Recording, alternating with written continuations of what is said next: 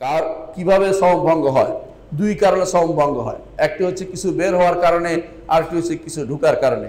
শরীরে কোনো কিছু বের হলেও সওম ভঙ্গ হয়, ঢুকলেও সওম ভঙ্গ হয়। তবে সব কিছু ঢুকলেই সওম ভঙ্গ হয় না, কিন্তু সব কিছু ঢুকলেও যেমন সওম ভঙ্গ, সব বের হলে সব সওম ভঙ্গ হয় না। সুনির্দিষ্ট কিছু নীতি নিয়ম আছে, সেগুলিকে আমাদের জেনে নিতে হবে। এক নম্বর হচ্ছে স্ত্রী সহবাস বা এই জাতীয় কোনো কিছু, যেমন হস্তমৈথুন বা এই জাতীয় কিছু যারা করে তাদের সওম ভঙ্গ হয়ে যাবে। দ্বিতীয় হচ্ছে কেউ যদি কোনো ইচ্ছাকৃত বমি করে তার সওম ভঙ্গ হয়ে যাবে। আর যদি ইচ্ছাকৃত বমি না হয়, অনেকের হঠাৎ করে ভোর রাত্রিতে যা খেয়েছে সকালবেলা এরকম সামান্য একটু উপরের দিকে উঠে আসছে, সেটাতে সওম ভঙ্গ হবে না। তবে তিনি শর্ত হচ্ছে গিলে ফেলতে পারবেন না, অর্থাৎ যা আসছে তা ফেলে দিতে হবে, সেটা গিলে ফেলবেন না। উপরের দিকে আসছে, মুখে আসছে, উপরের দিকে আসছে, মুখে আসে না, কোনো সমস্যা নেই।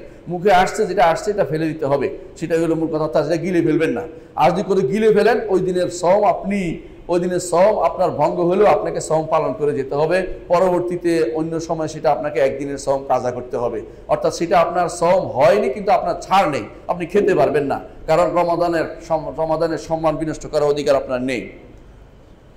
তৃতীয় যে কারণে আপনার সওম ভঙ্গ হবে তা হচ্ছে হায়েজ ও নেফাসের কারণে সওম ভঙ্গ হয়ে যাবে। চতুর্থ যে কারণে সওম ভঙ্গ হবে তা হচ্ছে হেজামা বা এমন সিঙ্গা লাগানো, যেটা আমাদের দেশে এখন কাফিং বলে, সেটাকে যদি কেউ লাগায়, সিঙ্গা লাগায়, রক্ত বের করে বেশি বের হয়ে যায়, তাহলে তারও সওম ভঙ্গ হয়ে যাবে। এটাই হচ্ছে বিশুদ্ধতম মত।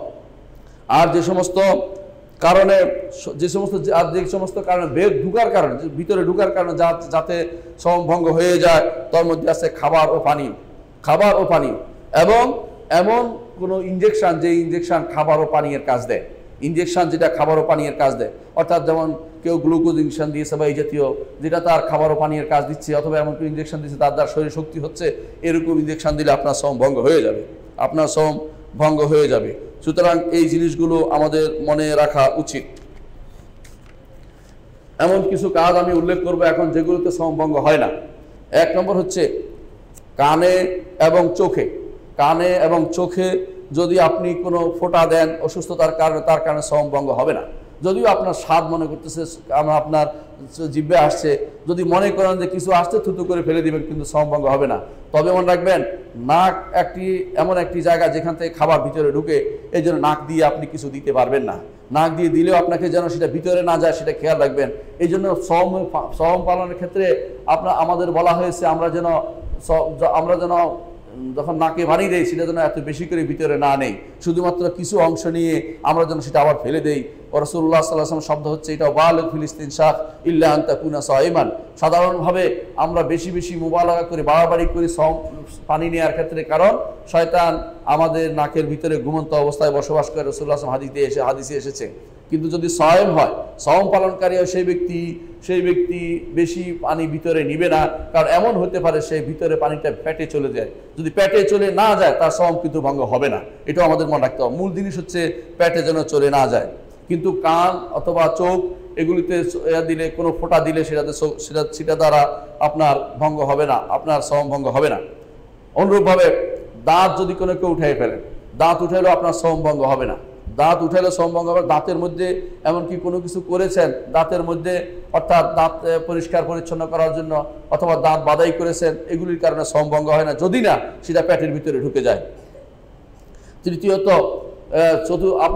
আপনার যদি শরীরে কোথাও ব্যান্ডেজ থাকে, সেটা পরিবর্তন করেছেন, তাহলে সেটা তো আপনার ওষুধ দিয়েছেন, সেটার মধ্যে বাইরে থেকে, সেটাও আপনার সওম ভঙ্গ করবে না। অনুরূপভাবে আপনাদের অ্যাজমার সমস্যা থাকে, অ্যাজমার জন্য যে আপনার নেওয়া হয়, একটা বখাক নেওয়া, বিশেষ করে একটা স্প্রে নেওয়া হয়, সেই স্প্রেতেও আপনার সওম ভঙ্গ হবে না। অনুরূপভাবে যদি কেউ সাপোজিটর নেয়, সেটা তো তার সওম ভঙ্গ হবে না, কারণ এটা খাবার ও পানীয় ভিতরে পড়ে না। অনুরূপভাবে যদি কেউ পেটের ভিতরে কিছু ঢুকিয়ে, ডাক্তাররা যেটা করে অনেক সময় পেটের ভিতরে যদি কোনো সেটা মলম টলম না দেওয়া হয়, কোনোভাবে এমন জিনিস ঢুকানো, শুধু মুখে দেওয়া হচ্ছে আর ভিতরে ঢুকাচ্ছে এবং ছবি তোলা হচ্ছে, সেটা তো সওম ভঙ্গ হবে না। তবে যদি ওষুধ দেওয়া হয় এর আগে, তাহলে অবশ্যই সওম ভঙ্গ হবে, কারণ সেটা তো তার পেটে ঢুকে গেছে। অনুরূপভাবে ক্যাথেটারের কারণে সওম ভঙ্গ হবে না। ক্যাথেটার লাগাইলে, অর্থাৎ অনেকে যেহেতু স্বাভাবিকভাবে পেশাব পায়খানা করতে পারে না, ক্যাথেটার লাগিয়ে রেখেছে, এই ব্যক্তির সওম ভঙ্গ হবে না। অনুরূপভাবে কেউ যদি গড়গড়া করে অসুস্থতার কারণে, গলার সমস্যার কারণে, অথবা কুলি করে গলার সমস্যার কারণে যদি পেটের ভিতরে কিছু না ঢুকে, তাহলে তার সওম ভঙ্গ হবে না। দাঁত ব্রাশ দিয়ে মাজতে পারবেন কিনা? দাঁত ব্রাশ দিয়ে মাজতে পারবেন। যদি পেটের ভিতরে না ঢুকার আপনি শিওর হন যে পেটের ভিতরে ঢুকছে না, কোনো ঢুকবে না, তাহলে আপনি সেটা দিয়েও সেটা দিয়েও আপনি দাঁত মাজতে পারবেন, কোনো সমস্যা হবে না, এটাও আপনার সওম ভঙ্গ হবে না। মুখে স্প্রে নেয় অনেকে বিশেষ কারণে, অসুস্থতার কারণে, সেটাও যদি পেটে না ঢুকে আপনার সওম ভঙ্গ হবে না। অনুরূপভাবে এমন অ্যানেস্থেসিয়ার জন্য যে গ্যাস ব্যবহার করা, স্থানীয়ভাবে অনেকে গ্যাস দেয়, সেটা তো যদি পেটে ঢুকার কোনো সম্ভাবনা না থাকে, সেটা তো সওম ভঙ্গ হবে না। শরীরের কোথাও যদি কোনো ক্রিম ব্যবহার করেন, সেটা তো সওম ভঙ্গ হবে না। ক্রিম ব্যবহার করলে সওম ভঙ্গ হবে না। অসুস্থ মানুষ মুখের মধ্যে অনেক সময় ক্রিম দিতে হয়, সেটা তো সওম ভঙ্গ হয় না। অনেক সময় ক্রিম দিয়ে মুখে দিতে, সেটা তো সওম ভঙ্গ হবে না। আপনার শরীরে যদি কোনো এন্ডোস্কোপির প্রয়োজন হয়, যদি পেটে কিছু না ঢুকে, তাতেও সওম ভঙ্গ হবে না। কিন্তু পেটে ঢুকলে সওম ভঙ্গ হবে এবং পরবর্তীতে আপনাকে একটির বদলে একটি কাজা করতে হবে, বেশি না, কারণ অসুস্থতার কারণে।